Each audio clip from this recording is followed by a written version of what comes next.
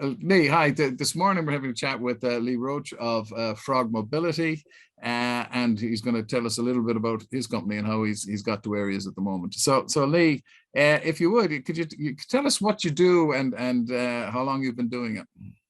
Cheers, Kevin. Thank you. Yeah, so I started off in the shared micromobility space in 2018. I formed a company here in Dublin called Smart Scooters. We bought a couple of hundred shared devices, and we were just about to launch our first pilot scheme in Poland. I met now my partners Sean Flood and David Tuzma, partners, and they had already purchased a company called Frog Mobility. Now, Frog Mobility already had permits in Portugal, Malta, and some in Spain, and some in the Americas. So what we did is we consolidated, we brought it right down just to the European market, and we rolled Smart into Frog, and I became the CEO of Frog Mobility. Frog Mobility itself is a shared micromobility operator.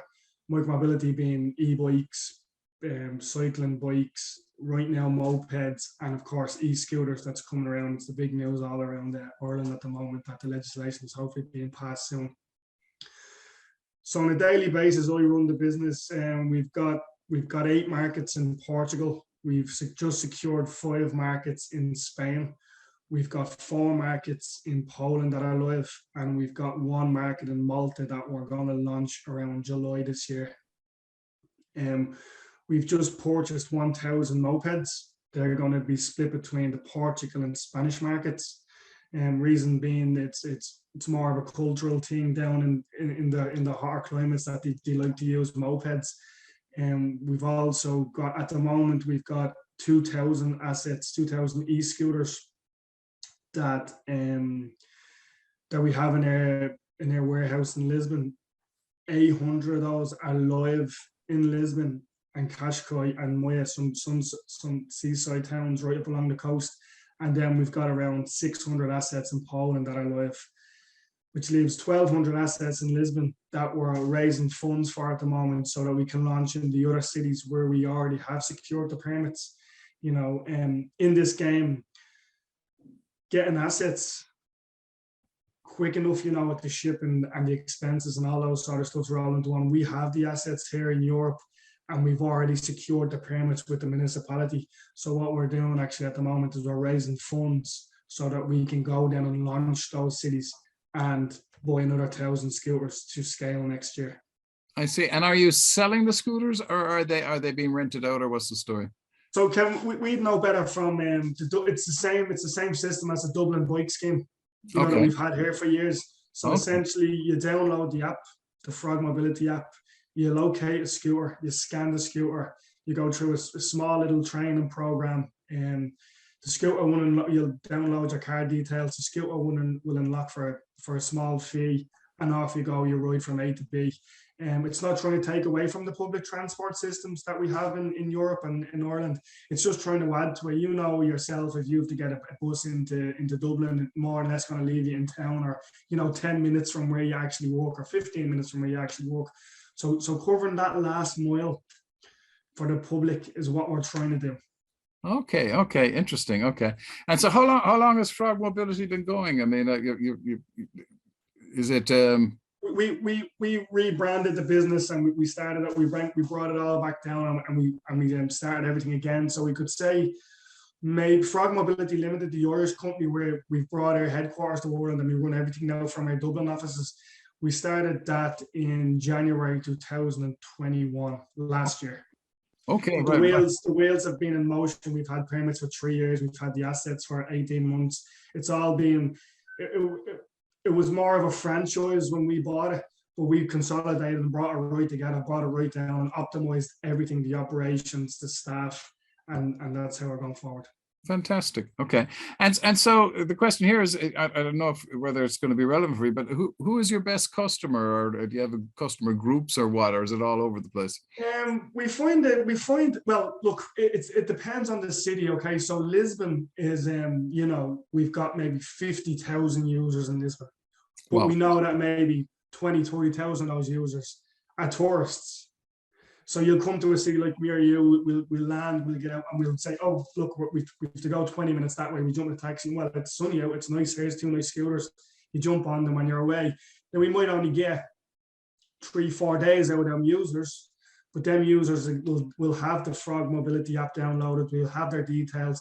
So anywhere they go then in Poland or Spain, or hopefully here in Ireland next year, they'll be able to use the app and just continue on as a Frog customer. Oh, great! So you have quite a large database then of people that are interested. Fantastic. Okay, you started in the middle of the COVID, I suppose. So the next question I had is, were there any business changes you had to consider or adjustments you had to consider that COVID-19 made necessary? It definitely slowed us down. It definitely slowed us down in terms of, in a good way. Sometimes when you're in the business and you're gung ho, it's easier to make mistakes. Everything's going too fast and everything's happening. We haven't made many mistakes because I've got my mentor and business partners with Sean and Dave. They don't let me make many mistakes. So they've been doing this since 2012 in the US. So we don't really make many mistakes. But what it did was, me personally, it let me slow down and assess markets that we're in. What can we do in markets? Stuff that you should be doing on a daily basis. But there's not enough hours in the day, and sometimes if you're working in your business, you can't look at where you're going, and if you're looking at where you're going, you're not looking at the business. So it helped us slow down and assess the whole business, I suppose. On the operations side, one thing that I really like is we started sanitizing the scooters a lot more. Okay. That might be cliche saying, oh, well, it's COVID-19, everyone's saying that. But what it done for us was we had eyes on the assets more regularly. Okay. So we've got 600 assets in Lisbon. Every scooter has to be sanitized at least once a day. So we're sending out our rebalancing team and our maintenance team to do this for 2-3 hours a day. And what they're seeing then is, probably because we only charge 20%, 30% if it's gone really good of the scooters daily, we wouldn't see the other 70% maybe for 2 or 3 days. So what we're seeing now is we're able to see problems before the customer, before it becomes a real bad problem. If we see a mud guard hanging off, or if a throttle's not working, or if something's just, the scooters are pretty robust. They're built for commercial grade scooters, but it just gives us that extra, I suppose, it's a safety measure that we get to see the scooters on a daily basis, every single scooter. Fantastic. Yeah. Okay. And I suppose that kind of leads into my next question. The actions that you took because of the pandemic, you're talking about the sanitizing there. What will some or all of those remain part of your business going forward, or? Sorry, Kevin. Yeah. I'm just saying, you did extra sanitizing was one thing you did because of the pandemic. Will you continue to do that going forward? As the pandemic? Yeah, we think it's good practice. So if you can imagine, we'd take in, let's say we take in 20 scooters, we charge them on the way back out to go through a 6-step process. We check the brakes, we check the batteries, everything's fixed, customer app, everything's working, and then it makes its way out to the rebalancing vans. The 6th step would be to clean the scooter down. So if you spraying them, clean them down. If you're only doing that with 20 to 30% of your fleet a day, the other 70% is out there and it's getting rides from you, me, Mrs. Murphy, whoever's on them, and anyone could be carrying anything at this stage. I think we've all become anal in being aware of the germs and spreading every sort of disease at the moment. I know there's a new one now, monkeypox, so we're probably going to have to yes. We're probably going to have to clamp down again. But no, I think it's good practice, and what it does for me is it gives me eyes on the assets on a daily basis. Fantastic. So what would you say is your biggest learning since being a business owner?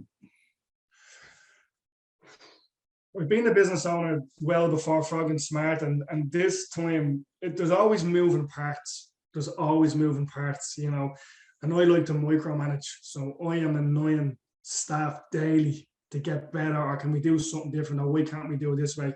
And they're saying to me, I'm just a maintenance man. What are you doing here talking to me in Lisbon? But I'm over there and I'm trying to get it. So what I'd say is moving parts, definitely in the shared micromobility space, public transport. We've got the software side of things, and we've got the hardware side of things, and we have to build these partnerships with municipality, and then we've also to raise funds. and then we've in-house to make sure everything's running fine. So what I would say is moving parts as a CEO and as a business owner, keeping everyone on point, and being hard but being fair. Okay. I find a better relationship with my employees, especially at boardroom level. It's more casual. I'm not dictating, nothing like that is happening. We're all in it together. Let's find this. If there's a problem, let's find a solution as quick as possible. So the quick answer would be probably moving parts. Moving parts. Okay. Moving parts. Okay.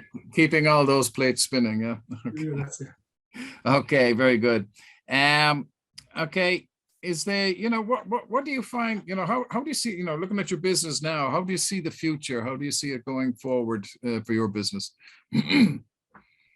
For my business, we have a great roadmap. In the next 3 months, we launch another two seaside towns, and hopefully Braga in Portugal, which is great for us. And getting the main cities, it sort of gives you that extra credence going forward and raising funds, and obviously having your operations on point. By the end of this year, we should have 15 live cities.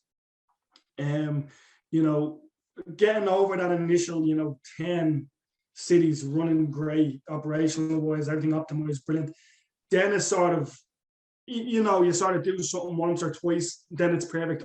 I'm saying that every city has to be tailored, has to have a tailored approach, but we're finding our feet now, and we really know which way we want to do things for mobility.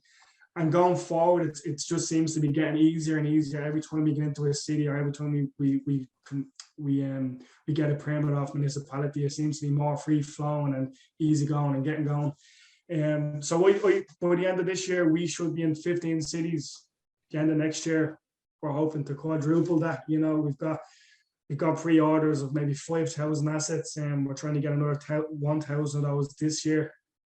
The industry as a whole, it's still in the industry. Shared micromobility is still really in its infancy when we think about it. So it's 3, 4, 5 years old. It's a bit more in the US.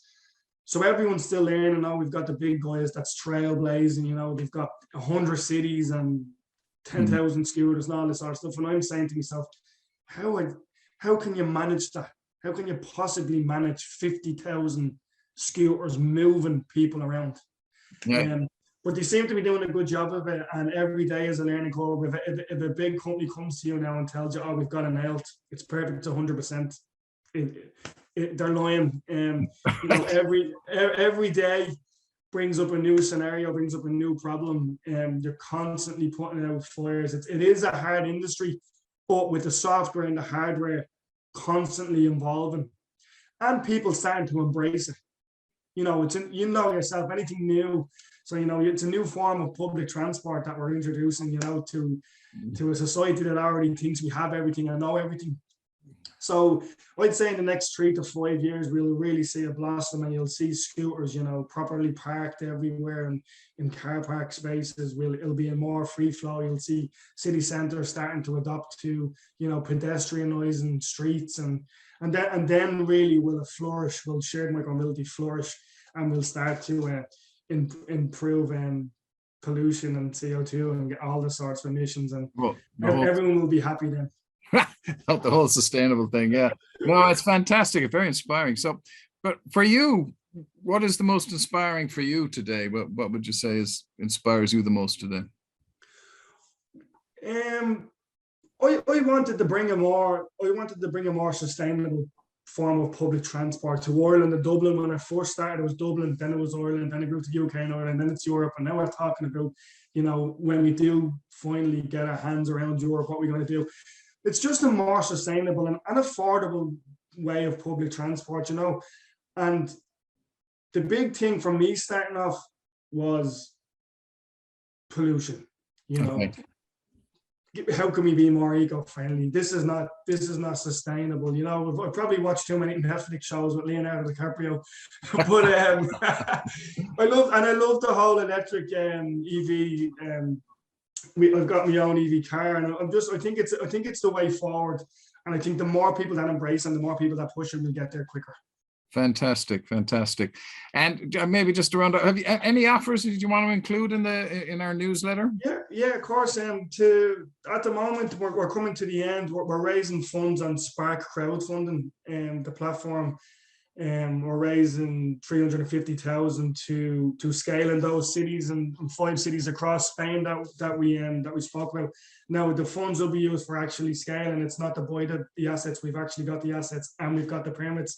It's just building teams in those markets and moving the assets in and launching. It's also then to pay for the other 1,000 units that we want to get here before the year's end. So we're raising funds on Spark crowdfunding, and the good thing about that is it's EWS qualified, so you can claim 40% back of whatever you put in tax relief. So you would like people, maybe is there a particular website or something they can go on to support the funding? It's a crowdfunding site. It is. It's pretty straightforward. It's a great website. It's called Spark Crowdfunding. Spark Crowdfunding. The minute you start typing in, all sorts will come up. Spark Crowdfunding. Great. Okay. Well, fantastic. That's great.